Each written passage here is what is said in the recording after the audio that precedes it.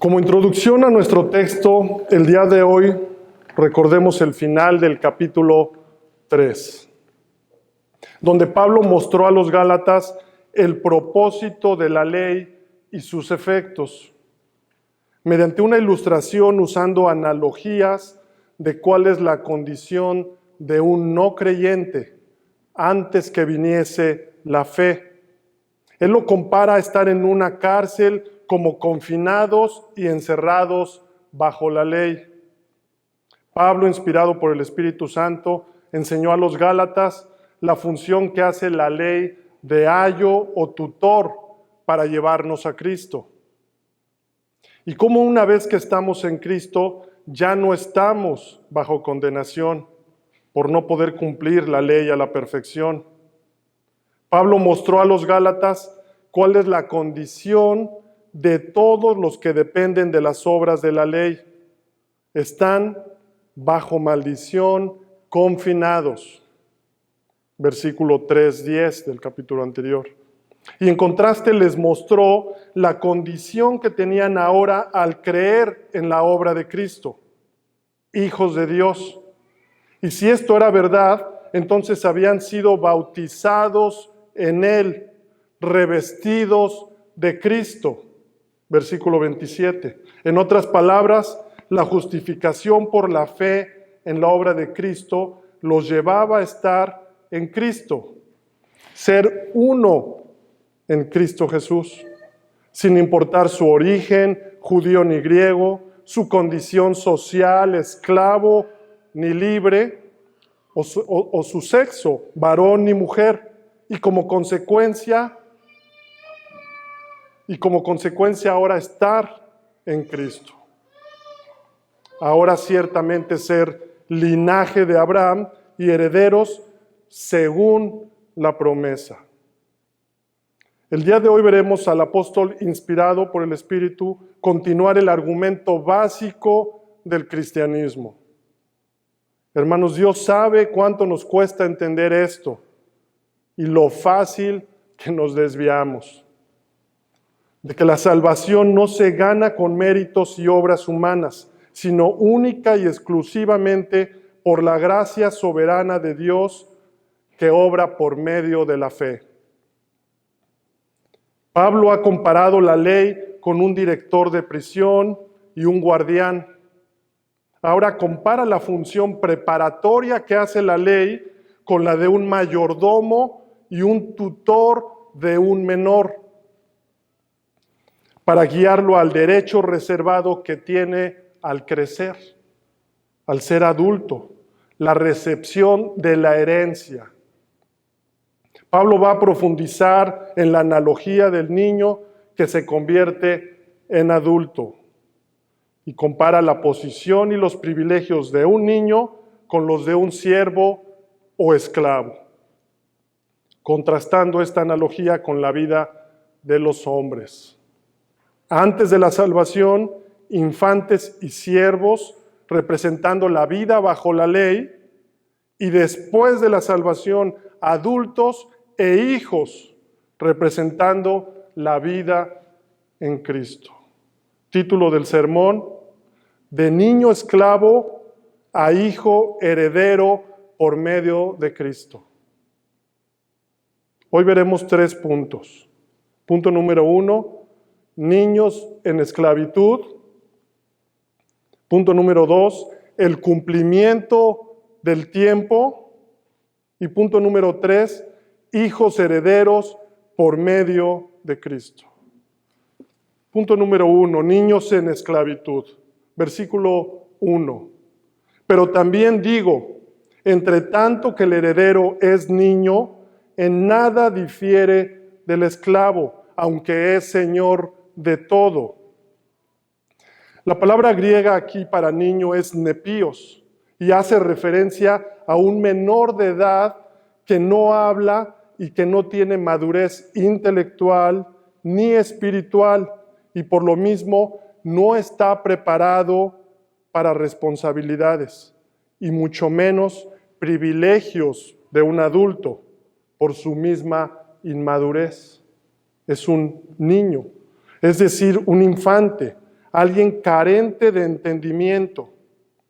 Los gálatas y judaizantes culturalmente entendían bien esto, que mientras el heredero era niño, se encontraba en una situación que nada se diferenciaba de la de un esclavo. Como hijo y heredero de las posesiones y deberes de su padre, era en potencia el digno señor de todo. Era en potencia.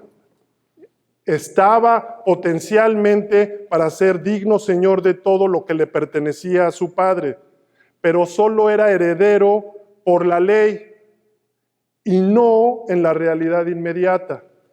En otras palabras, era el heredero por derecho legal, pero no en la práctica. Pero también digo, entre tanto que el heredero es niño, en nada difiere del esclavo, aunque es señor de todo. Pablo está diciendo, lo que quiero decir es esto: mientras el hijo es menor de edad, es igual a cualquier esclavo de la familia, aunque sea el heredero, no se diferencia de nada.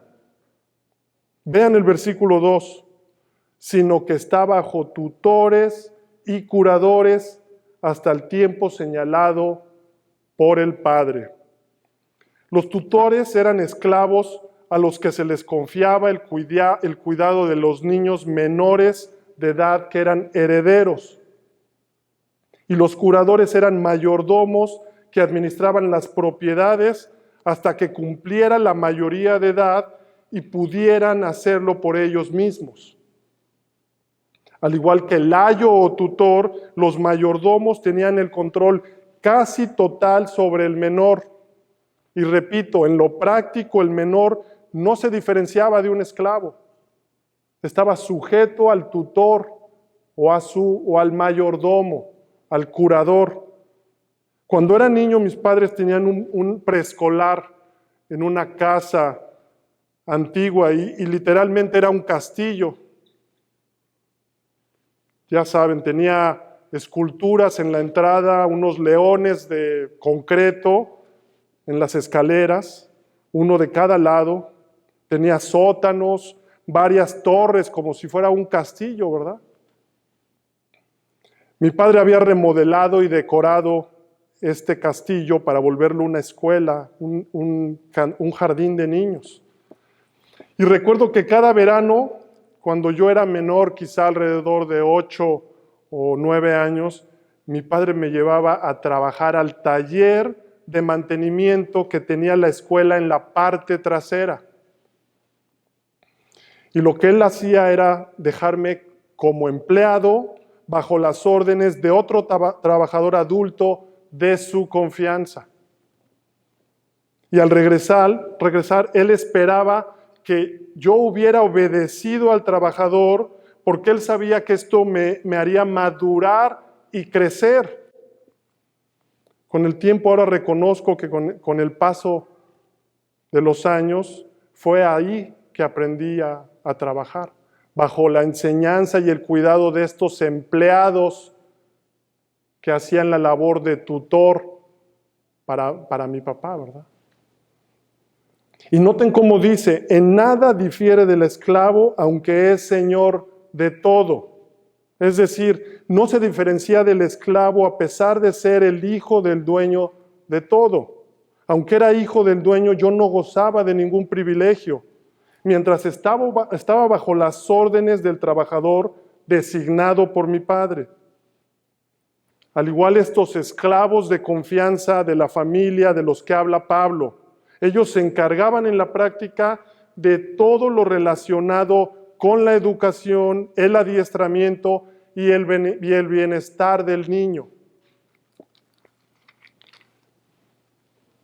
Así también en la práctica el niño no se diferenciaba en nada del esclavo, bajo cuya supervisión era criado.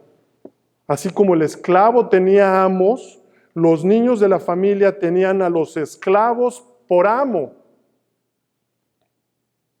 La nueva versión internacional dice, al contrario, está bajo el cuidado de tutores y administradores. Y noten, hasta la fecha fijada por su padre.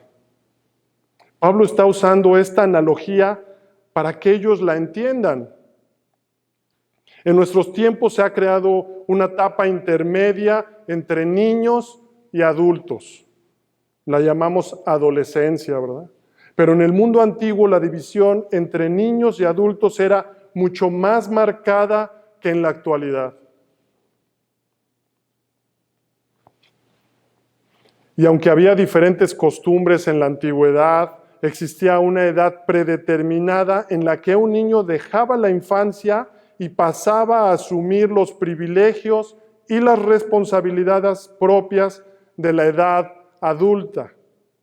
Por ejemplo, la ceremonia romana que marcaba ese cambio en la posición social se llamaba toga virilis, en la que recibían un tipo de toga que tenía un significado particular, pues al vestirla significaba ser un ciudadano romano en edad adulta. Los niños llevaban sus juguetes y en una ceremonia similar las niñas llevaban sus muñecas y ofrecían estas cosas en sacrificio a los dioses, como un símbolo de que ya dejaban atrás su infancia. Mientras que la ceremonia judía, para ese cambio en la posición, se llama hasta el día de hoy bar mitzvah. Y hasta los 12 años de edad, todo niño judío estaba bajo el control directo y absoluto de su padre. Pero con la celebración del bar mitzvah, la responsabilidad cambiaba. El padre del niño repite una oración. Bendito seas tú, oh Dios, que has quitado de mí la responsabilidad por este niño. Y el niño ora.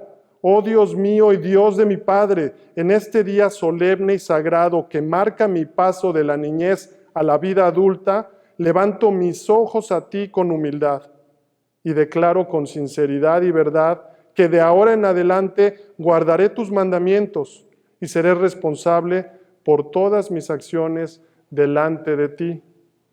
Los judíos contemplaban los 12 años, el tiempo en que un niño empieza a ser responsable delante de Dios por sí mismo. Y no estoy determinando de edades de responsabilidad delante de Dios, no es el punto.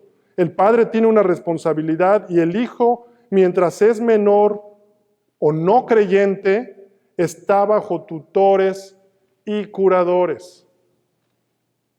Es decir, están bajo la ley, confinados, encerrados para aquella fe que debe ser revelada. Capítulo 3, versículo 23.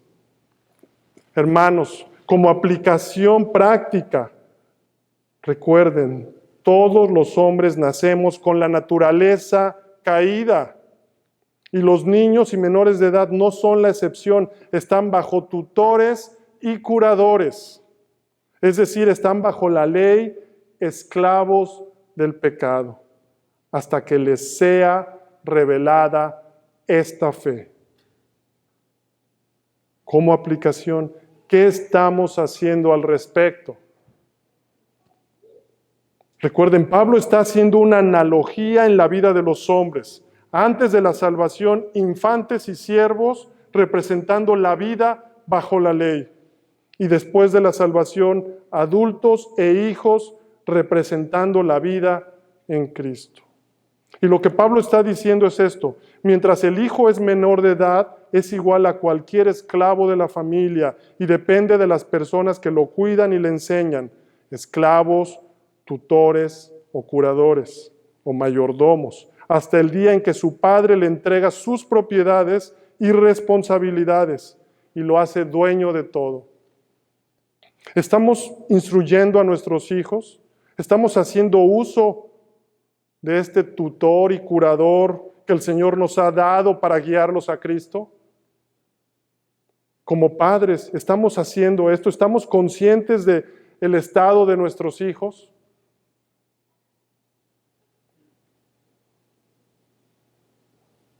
¿Conoces como padre los mandamientos? ¿Se los presentas a tus hijos? ¿Los instruyes en el temor de Jehová? Versículo 3. Así también nosotros, cuando éramos niños, estábamos en esclavitud. Así también nosotros cuando éramos niños, es decir, antes de alcanzar la mayoría de edad, cuando llegamos a tener fe en Jesucristo para salvación. Antes de esto estábamos en esclavitud. Él dice, también nosotros, o de esta forma en la que un niño es esclavo o igual a un siervo, nosotros estábamos igual en servidumbre. Y continúa, bajo los rudimentos de este mundo, de este cosmos o de este sistema de ideas. Y la palabra para rudimentos se deriva de fila o rango y se usaba para nombrar cosas básicas y fundamentales, como las letras del alfabeto.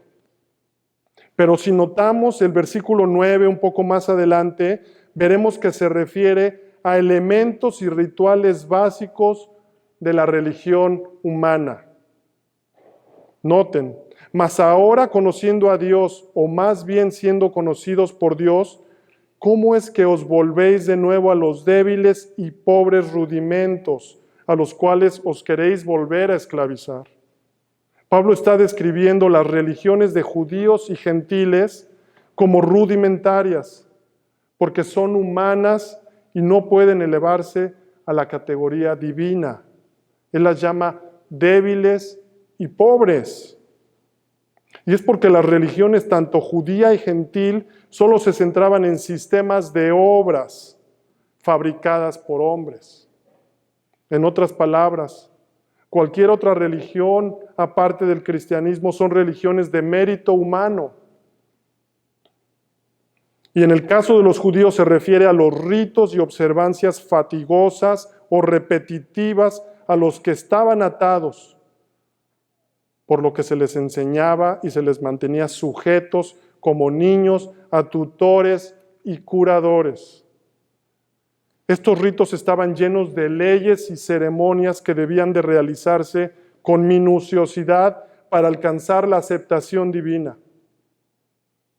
Y todos estos son elementos rudimentarios y son una muestra de inmadurez, como la conducta de un niño que todavía está bajo servidumbre a un tutor o curador. El apóstol está dirigiéndose a los que querían imponer estos rudimentos del mundo junto con el Evangelio de Cristo, sujetando a los creyentes a la esclavitud del sistema de sistemas de hombres. Ellos no podían entender plenamente el significado de la ley dada por Moisés, cuyo objetivo era el de la servidumbre o esclavitud, y en este caso tenerlos como un niño menor de edad para apuntarlos a la madurez. Era una función preparatoria. En este caso, él hace esta analogía de los niños, preparándolos para un día reconocer a su Salvador. Antes de la salvación, infantes y siervos representando la vida bajo la ley. Hemos visto niños en esclavitud. Ahora veamos el cumplimiento del tiempo. Versículo 4. Pero cuando vino el cumplimiento del tiempo, Dios envió a su Hijo, nacido de mujer y nacido bajo la ley. Otra vez esta palabra que es de mis favoritas en la Biblia. Pero. Y este pero es un enlace que une dos oraciones cuyos significados se contraponen y contrastan con la condición en que se encuentra el hombre sin Cristo, en servidumbre, esclavo del pecado y condenado por la ley. Como un niño bajo curadores o tutores. Y se encuentra condenado por la ley, que es el estándar de Dios y que no puede cumplir. Pablo está haciendo este contraste entre un niño inmaduro que es como un esclavo que está bajo la ley, con un adulto o hijo que está en Cristo. El versículo empieza con pero. Y es porque cuando vino el cumplimiento del tiempo, es decir, en el tiempo de Dios, cuando Él así lo determinó, cuando las condiciones fueron cumplidas en su plan perfecto, Jesús vino al mundo. Dios envió a su Hijo. El Verbo se hizo carne. Dice el pastor MacArthur, como un padre que marca la fecha en la que se realizará la ceremonia, que marca la mayoría de edad de su hijo para que sea liberado de los guardianes, custodios y tutores. Dios envió a su Hijo en el momento preciso para que librara de la esclavitud a la ley a todos los que creen en Él. Fin de la cita. Dios envió a su Hijo. Y esto de que fue enviado lo afirma Jesús múltiples veces. Vayan conmigo, Juan 5:30. Parte final, porque no busco mi voluntad, sino la voluntad del que me envió, la del Padre. Versículo 36, parte final, las mismas obras que yo hago dan testimonio de mí, que el Padre me ha enviado. Versículo 37, también el Padre que me envió ha dado testimonio de mí. Juan 6:39, y esta es la voluntad del Padre, el que me envió. Juan 6:44, ninguno puede venir a mí si el Padre que me envió no le trajere. Juan 6:57, como me envió el Padre viviente, y yo vivo por el Padre, así mismo el que me come, él también vivirá por mí. Y Juan 8:16 al 18, porque no soy yo solo, sino yo y el Padre que me envió. Versículo 18, yo soy el que doy testimonio de mí mismo, y el Padre que me envió da testimonio de mí. Hermanos, que Jesús haya sido enviado por el Padre nos demuestra su existencia eterna, su deidad, como el segundo miembro de la Trinidad. El Hijo, quien es verdaderamente Dios, vino enviado a cumplir el plan redentor eterno y perfecto de Dios. Meditemos en esto y tengámoslo muy claro. ¿Quién es Cristo? Tengo un conocido por más de 12 años, al cual frecuentemente le comparto el Evangelio, pero cada vez que le muestro la deidad de Cristo, por ejemplo, en el Evangelio de Juan, capítulo 1, le cuesta trabajo entender que Cristo es Dios, que Cristo se hizo carne y que fue enviado por el Padre. Pero esto es un fundamento de nuestra fe. Pablo en Filipenses lo dice así, el cual siendo en forma de Dios, no estimó el ser igual a Dios como cosa a que aferrarse, sino que se despojó a sí mismo tomando forma de siervo, hecho semejante a los hombres. Cristo, la segunda persona de la Trinidad, el Hijo enviado, ha dado a conocer a Dios. Él es el resplandor de su gloria y la imagen misma de su sustancia. Pablo está apuntando a los Gálatas al hecho de que Cristo es Dios. Gálatas 4:4. Pero cuando vino el cumplimiento del tiempo, Dios envió a su Hijo. La segunda persona de la Trinidad, el Hijo de Dios, verdaderamente Dios, vino enviado. Y dice, nacido de mujer y nacido bajo la ley. La ley tiene a todos bajo condenación, como a niños esclavos con un tutor. Pero Dios, en el tiempo perfecto, envió a su Hijo, quien es Dios, la segunda persona de la Trinidad, nacido de mujer. Esto demuestra su humanidad, y no solo por su nacimiento de una virgen. Jesús tenía que ser Dios a plenitud para que su sacrificio tuviera el valor infinito que solo Dios le puede dar para expiar el pecado.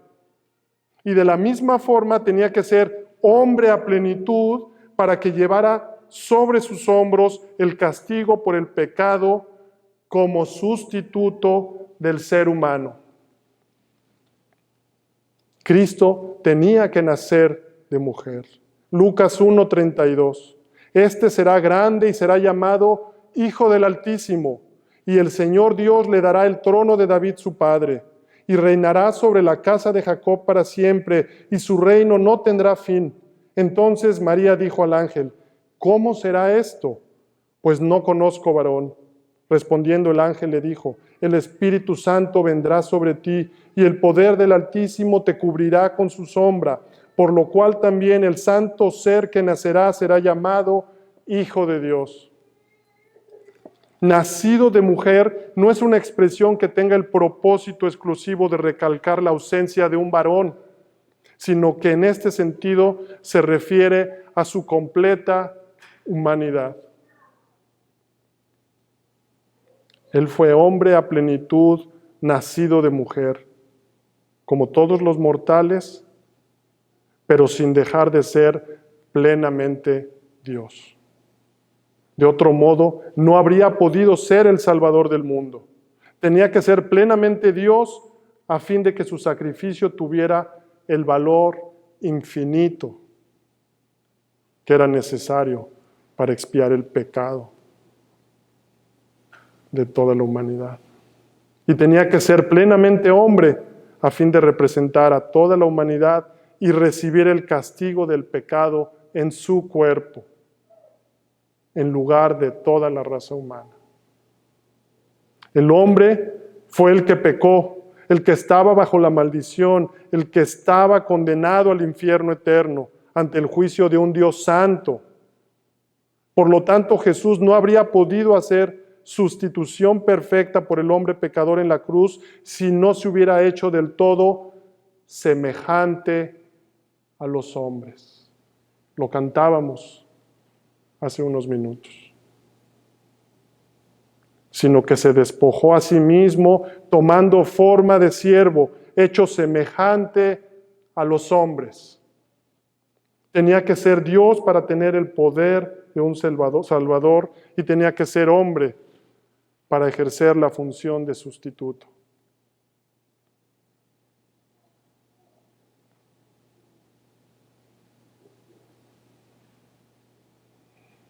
Pero cuando vino el cumplimiento del tiempo, Dios envió a su Hijo, nacido de mujer y nacido bajo la ley. Así Cristo, naciendo de mujer, verdaderamente hombre, también fue nacido bajo la ley. Y como cualquier hombre, tenía la obligación de obedecer la ley de Dios. Y a diferencia de todos los hombres, Él mantuvo una obediencia perfecta.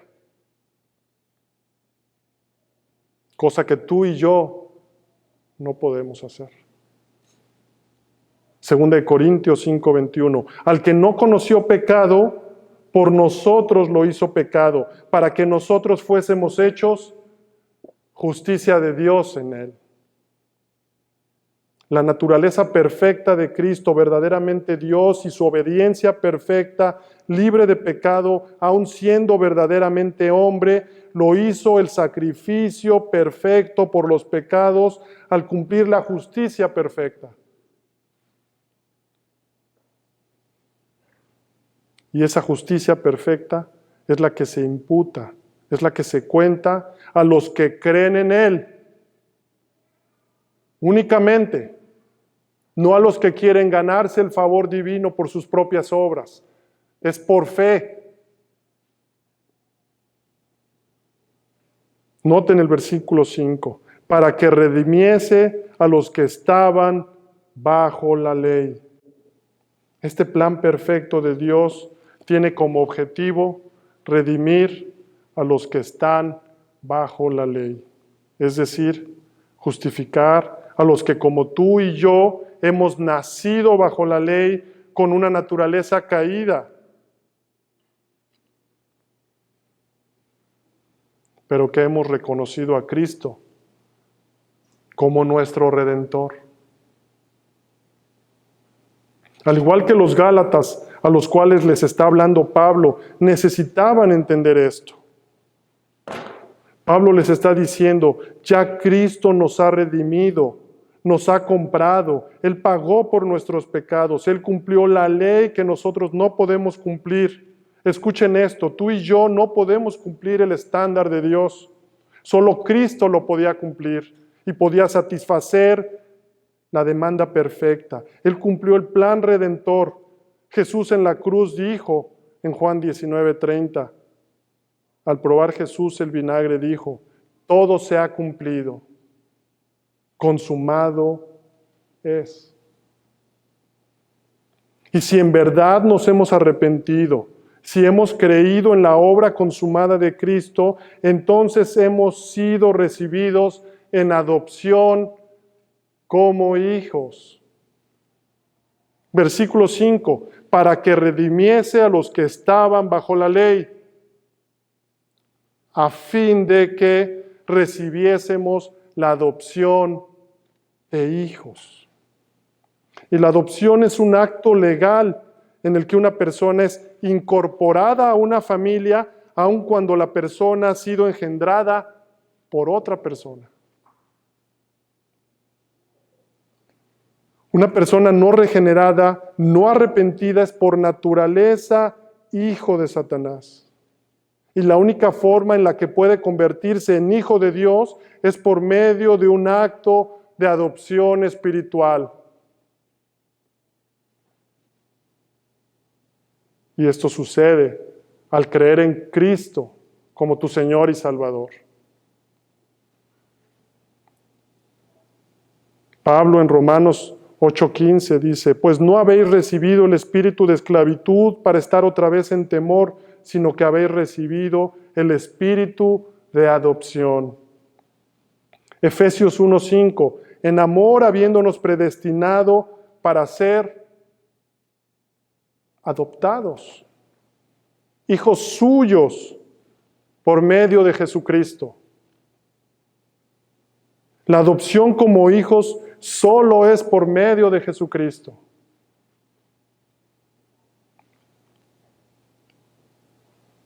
Hemos visto niños en esclavitud y el cumplimiento del tiempo. Ahora veamos el punto número 3.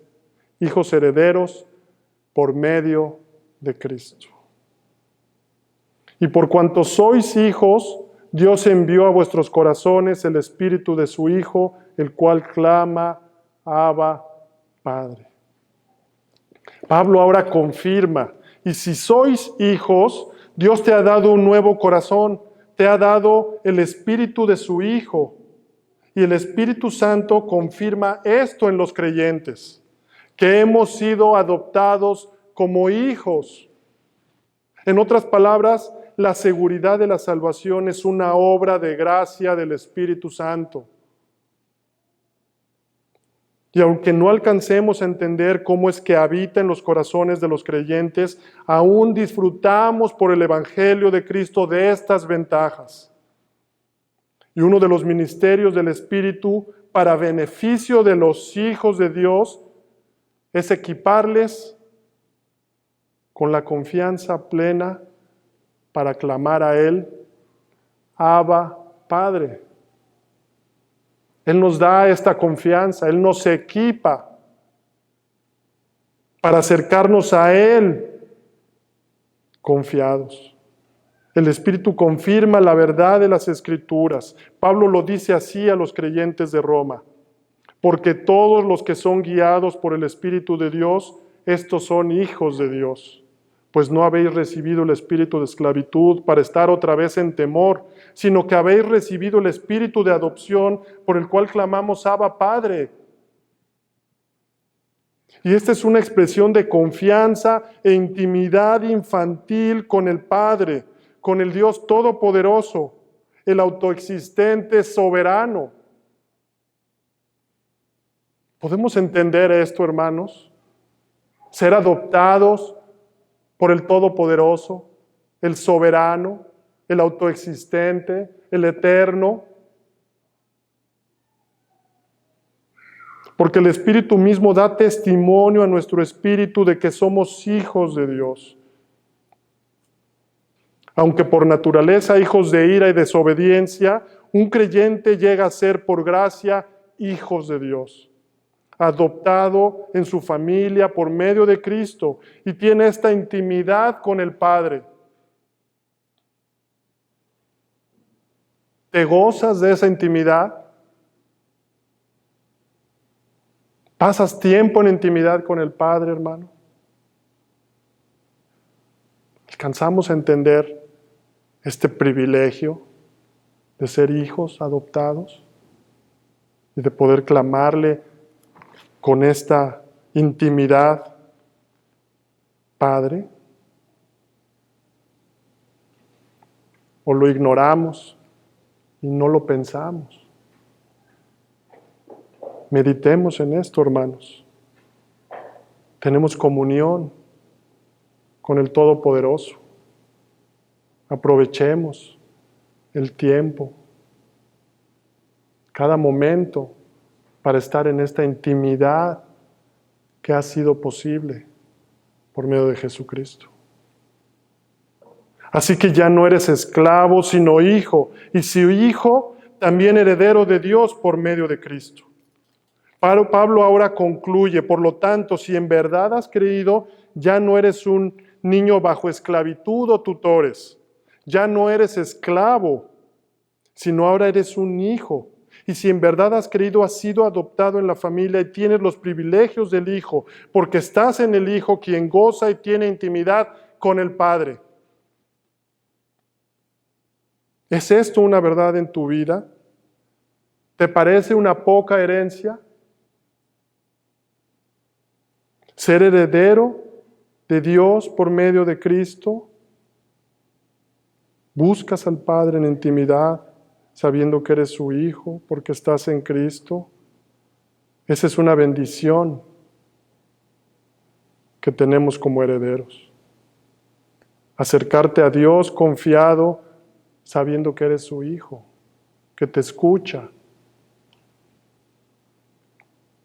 y que te dará lo mejor.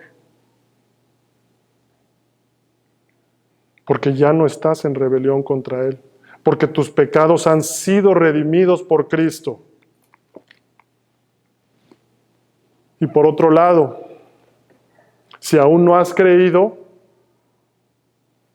arrepiéntete. Confiesa tus pecados y ven a Cristo. Corramos a Cristo, como cantábamos. Pero también digo, entre tanto que el heredero es niño, en nada difiere del esclavo, aunque es señor de todo, sino que está bajo tutores y curadores hasta el tiempo señalado por el Padre. Así también nosotros, cuando éramos niños, estábamos en esclavitud bajo los rudimentos del mundo. Pero cuando vino el cumplimiento del tiempo, Dios envió a su Hijo, nacido de mujer y nacido bajo la ley, para que redimiese a los que estaban bajo la ley, a fin de que recibiésemos la adopción de hijos. Y por cuanto sois hijos de Dios, Dios envió a vuestros corazones el Espíritu de su Hijo, el cual clama, Abba, Padre. Así que ya no eres esclavo, sino hijo, y si hijo, también heredero de Dios por medio de Cristo. Oremos. Padre Santo, venimos delante de ti, Señor, reconociéndote, Señor. Y venimos, Señor, confiados, Señor, a ti. Y te pedimos, Señor, que tú nos ayudes, Señor, a entender tan bello regalo, Señor. Tanta misericordia, Señor. Tanta gracia, Señor, que hemos recibido, aún sin merecerlo, Señor. Pero sabemos, Señor, que es solo a través de tu Hijo, Señor. en quien ponemos nuestra fe y nuestra confianza, Señor. Te doy las gracias, Señor. Bendice a tu iglesia. En el nombre de Jesús. Amén.